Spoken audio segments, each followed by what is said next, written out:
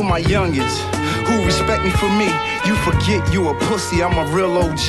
If you hate me, that's fine, I'ma still get mines. Try to snatch it, I'm shooting up the club like Shine. I know dudes who carry guns, I know. Help anybody. I give you my whole shirt off my back if I need to. What would happen if all the whites and all the blacks got along great all the time? What would it be?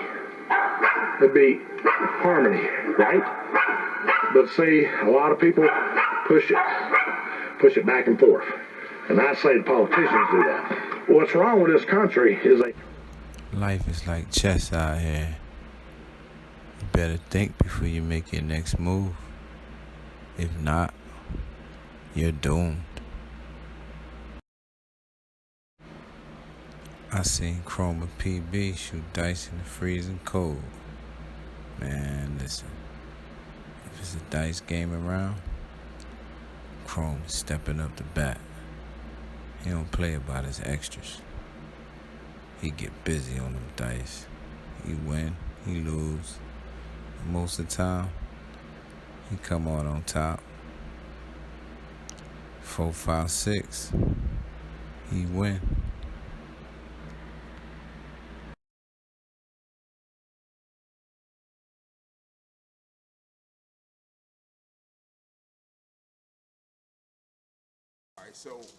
First, I'm gonna set it like this. What moved me up to that, moved me up to selling independent music in the area, right?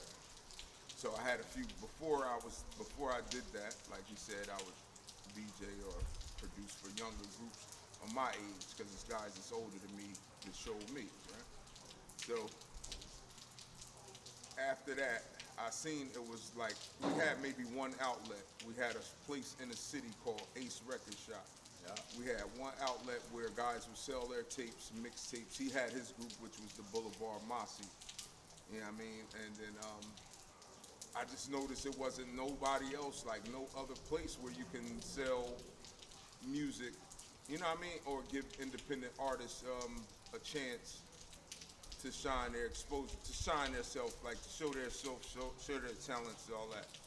So what I did, since my father had a shop already, he had a store which was in North Trenton, or that part of Ewing, but North Trenton is that neighborhood.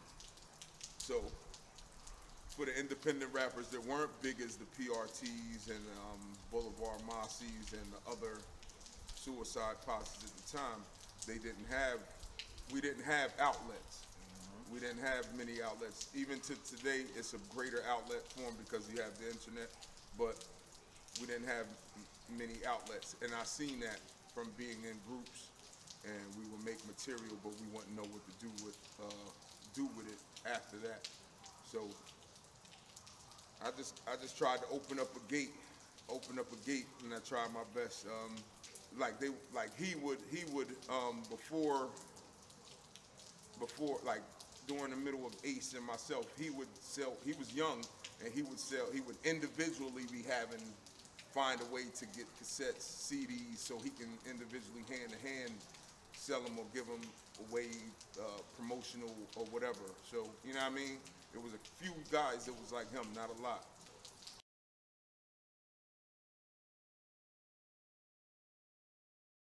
You gotta look from my side. It was different because Goldfingers was personal. It was more personal from me. He came from a crew that I was with. You know what I mean? That was his family. So I seen him DJ before he rapped and all that shit. Like I seen him DJ first. You know what I'm saying? I seen him as a DJ. I didn't even see him as a rapper. So until my man Ox came around, I was like, nah, he rap too. I'm like, rest shit. in peace, Ox. Yeah, rest in peace to Ox. He said, nah, he rap. He the one who really told me that Gold rap, because I know Gold is a DJ. You feel me? I known him first as a DJ before anybody was doing it. He caught it kind of early. As a DJ, a young DJ, I'm saying from around the way. Like, he was a younger DJ, and not too many people was everybody, he could play basketball and shit too, because all of us do it, right? We play sports, baseball, all that other shit. But nobody else would break into DJing at that time, he was like the first. So he was from my crew, you know what I mean? And I was like, yo, he DJ. So Ox came in the store one day. This was years later, and he said, I said he rhymed. You know what I mean? Because keep in mind, I used to see him do parties. I seen him do parties. You know what I mean? He'd bring his equipment or whatever equipment there, he'll rock it, get on. I never seen him rap before. So until then I started seeing mixtapes. I was like, yo, he's doing this thing. And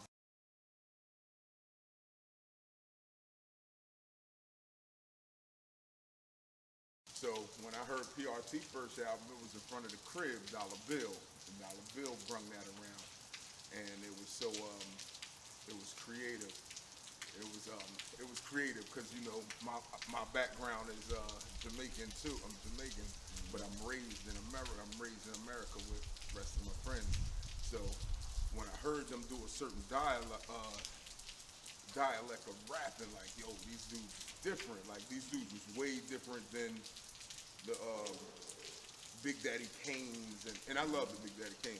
Big Daddy Kane's G-Rap, these dudes was like, you know what I mean, why is it be like, knowledge me, acapella, wisdom, the way they swinging it, the way they word playing.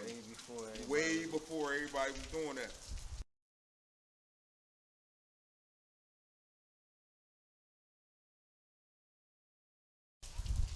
First thing I think about when I wake up, right? All right, so in life, in my life anyway, my lifetime's changed because people that I, like my elders, my mother and father, it used to be different. When I wake up under their thought, the regime is different. But today, I wake up with the thought of getting myself stable first, and then what can I do through the day? I should probably have it already pre-planned, which sometimes I do. I have my days pre-planned, but when I wake up today, it's a result of whatever was yesterday, off of what I was thinking yesterday for me to finish a job. My father always was like, when you get up early and finish the job. You know what I mean? If you haven't finished it the night before. So right now, finishing the job, like you told me in advance, yo, let's have this interview. You know what I mean? So it's on my mind. So I'm like, all right, we're gonna knock that out.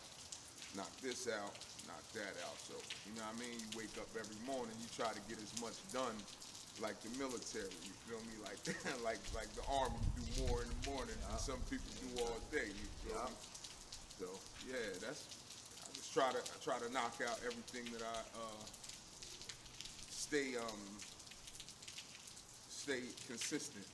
Like you do with your music, like you stay consistent.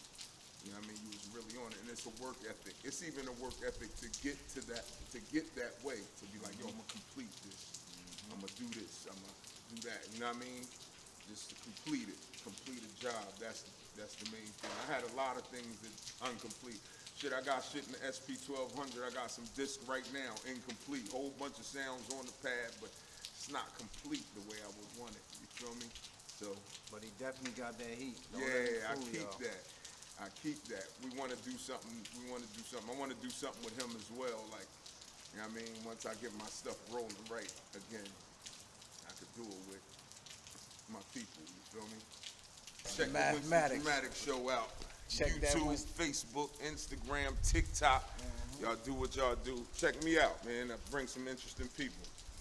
I mean, so he made an impact especially amongst his peers and amongst our peers as well, because our peers kind of started lacking in performing and recording. They just didn't keep the work ethic up. He kept the work ethic up. He was the only, as a matter of fact, yeah, he was the only one that brung the work ethic back from when, because I left crews. By then I had left certain crews because their work ethic wasn't that way. Yeah, you feel me? He was the only one who had the work ethic. He said, fuck it, he just started doing his own thing. So he's coming up past the guys my age. You feel me? He's coming past us. That's what I remember about the impact. And everybody had no choice but to follow him. Especially from that section of the city, they had no choice but to follow him.